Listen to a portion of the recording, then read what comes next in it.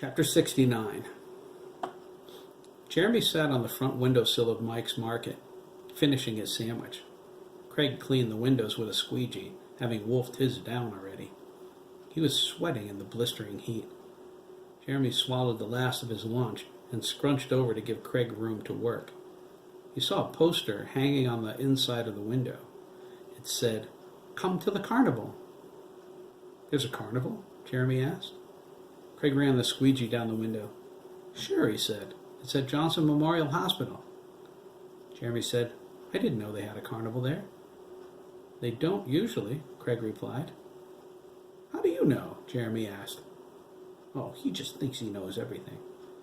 Craig frowned. "Like I know everything?" "My uncle supplied some of the concession stuff. It's a fundraising thing, or whatever."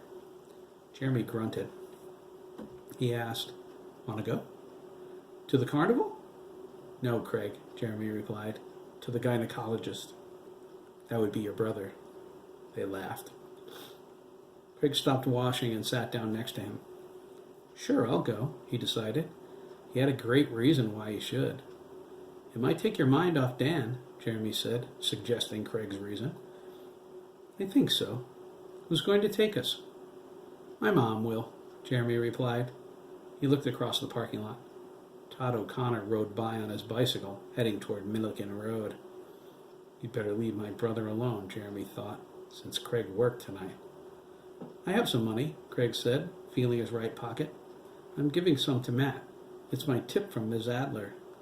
"Yeah," Jeremy smiled. "She left $20 on her dresser for you."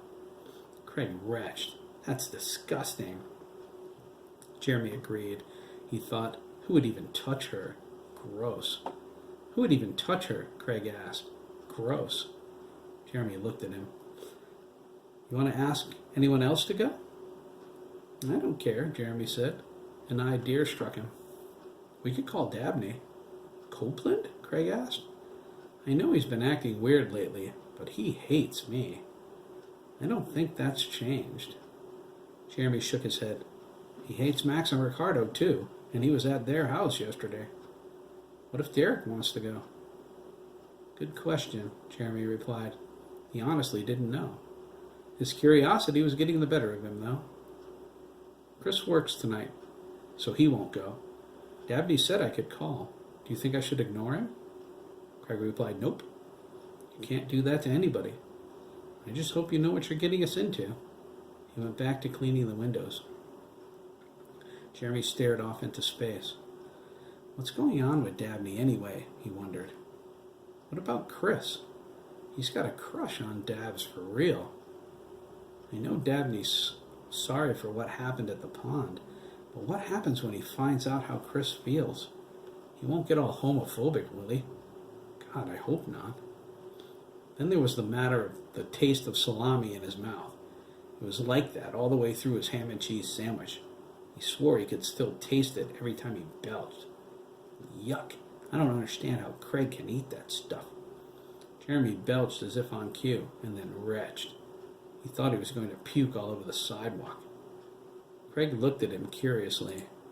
He didn't know what Jeremy's problem was, but he knew if he didn't get the taste of ham out of his mouth soon, he was going to puke all over the sidewalk.